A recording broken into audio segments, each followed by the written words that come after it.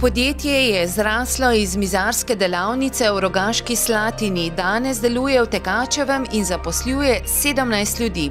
Še vedno se ukvarja z izdelavo pohištva po naročilu, poleg tega pa opremlja tudi večje stavbe, specializirano je za izdelavo vrat, izvaja prenove objektov skupaj z gradbenimi deli.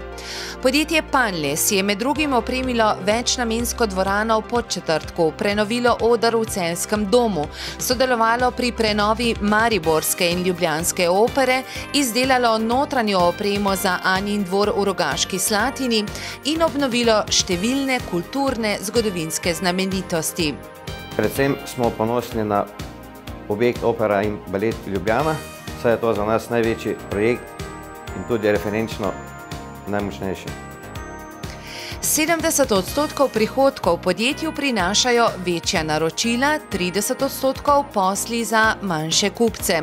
Kljub temu, da so morali letos cene spustiti za petino, če so hoteli obstati na trgu, bodo letošnji prihodki primerljivi lanskim. Robert Pažon pa prihodnost podjetja vidi tudi na novem področju gradnji montažnih hiš. Zato se namerava lotiti proizvodnje križno lepljenih plošč, ki jih zdaj v Sloveniji ne izdeluje nihče. Večino izdelanih križno lepljenih plošč nameravamo uporabiti za izdelavo lesenih hiš, katere bi izdelovali od začetka gradnje do predaje objekta. 30% plošč bi pa želeli prodati na trgu. V novem obratu, kjer bo zaposlenih 7 ljudi, bodo izdelali 10 tisoč kubičnih metrov plošč letno.